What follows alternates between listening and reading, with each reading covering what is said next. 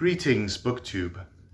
Today I will be doing my review of The Execution Channel by Ken MacLeod. This book is comfortably within what I like to read, which is alternate history and dystopia, or at least a world descending into dystopia. It's a relatively short book. It was published in 2007.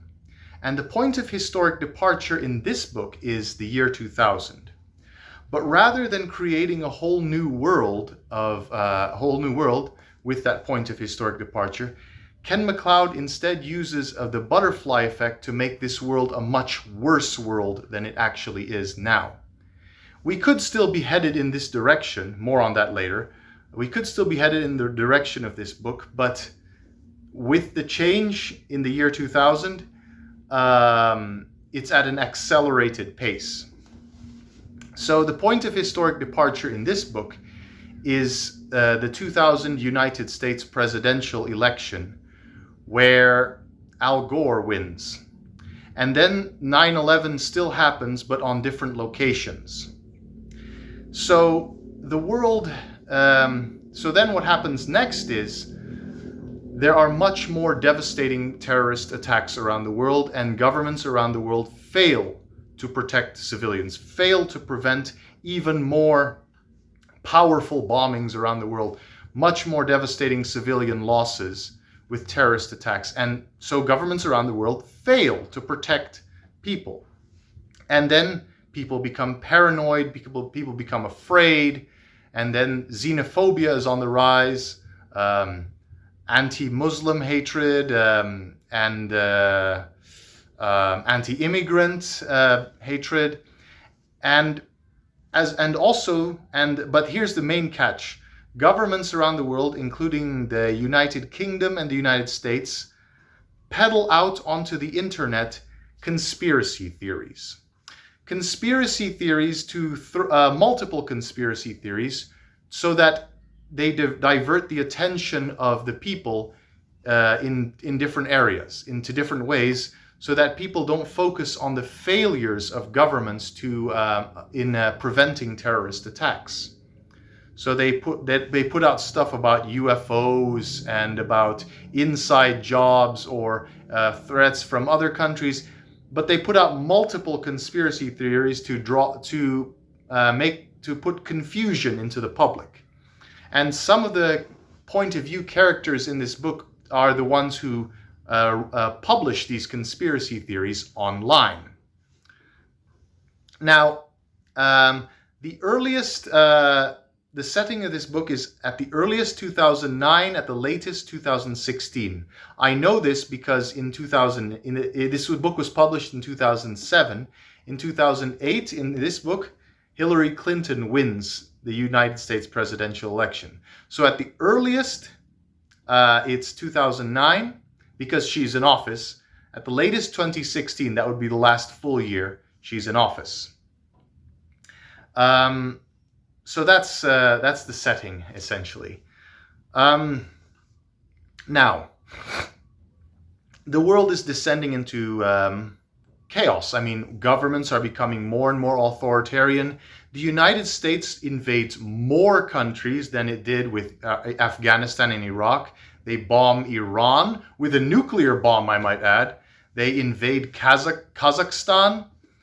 And then France, the government of France draws away from the NATO West, from the Western Bloc, and are more aligned with Russia and China in this story. That's relevant because then they're antagonistic towards the United Kingdom. Anyway, so that's the setting. That's the basic setting. It's a world descending into chaos. It's governments are failing to protect their public, and they're publishing conspiracy theories online. Basically, Ken MacLeod says conditions were set for this kind of clash of civilizations, and no matter who won the presidential election in 2000.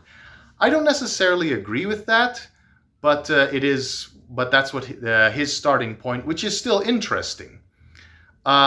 So this world is not much different from ours, except the decline of society, the societal decay, is much faster. We could still be headed in this direction in our world. And on top of that, I must say that Ken MacLeod was very knew a lot about saw what was coming. In this book, there's talk of a global pandemic, and there is talk of course, these days we have fake news where giant assholes like Donald Trump can say, "People are seeing, people are seeing." So, fake news. A lot of stuff. This book actually predicted a lot of future trends, despite it being an alternate history. Interestingly, now the story takes the point of view characters are several government agents and several government software people and anti-war activists. So there's James Travis and his daughter Roisin, or Roisin as it's spelled, Roisin. I know it's pronounced Roisin because the book says so. So his daughter Roisin witnesses a supposedly nuclear explosion in Scotland in a military installation, and then there's two other terrorist attacks that happened after that. And Roisin and her father James Travis are witnesses to these terrorist attacks. And this story is them trying to. James Travis, meanwhile, is a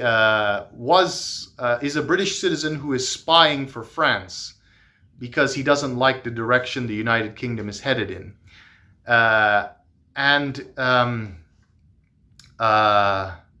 So what James is trying to do is find out the truth behind what happened at this explosion, at this nuclear installation, so this nuclear explosion, and who is responsible for these terrorist attacks.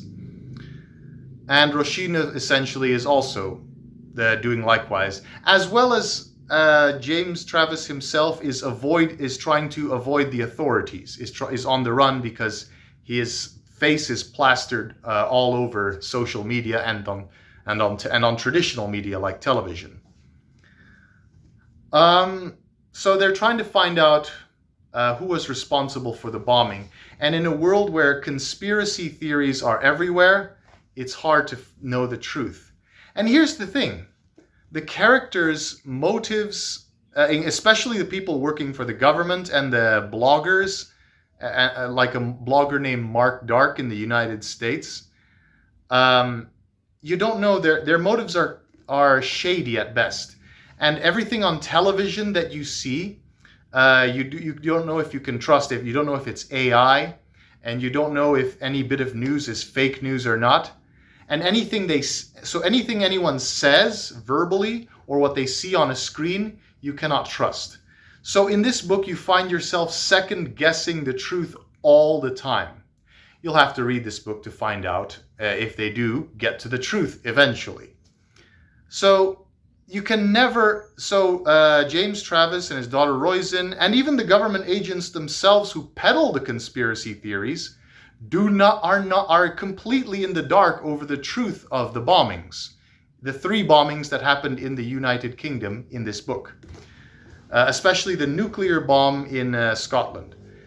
Everyone is completely in the dark while they're still spreading lies and playing this game of misinformation. A lot of people spend a lot of time online in this book. A lot of people spend a lot of time on computers.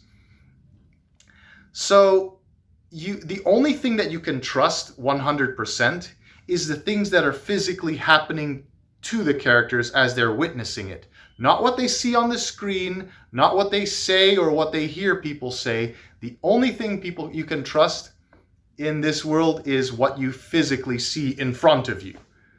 So yeah, and it goes to the extreme. No, even the reader never knows the truth of what's happening unless it's happening right in front of the character. Unless the bombing is happening physically in front of them. We don't know all these little bits and pieces of misinformation are flying around. And I also think, so yeah, I think I mentioned everything. The United States has invaded Iraq. They still invaded Iraq with Al Gore. They bombed Iran. They invaded Kazakhstan. And meanwhile, the United Kingdom is playing along with it, and France is now becoming more aligned with Russia and China and North Korea. And so, yeah, it's a very different world.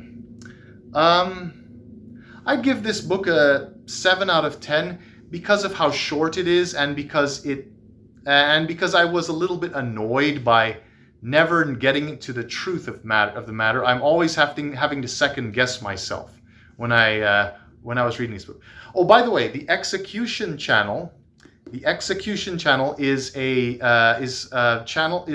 TV program that pops up from time to time that shows filmed public executions from around the world. From time to time, they just pops up on television, and that's actually also prescient. Ken MacLeod also predicted the future on that one, because ISIL or ISIS or Daesh do filmed executions. They're gone now. They're not a state anymore. They're now just an underground terrorist organization. But they did public executions. So spot on there. Global pandemic, rise of anti-immigrant sentiment, and global pandemic, and the Execution Channel. This book, despite being an alternate history, predicted the future in many ways. Only in this world, like I said, the social decline is accelerated. I'm sorry if I repeat myself, but I don't remember if I said something the first time when the recording failed. So yeah. Anyways, 7 out of 10. The Execution Channel by Ken MacLeod. Another unique take on alternate history and dystopia. It's also science fiction. There's some science fiction in there. You'll have to read it for yourself to see what I'm talking about. So there you go. Thanks for listening in.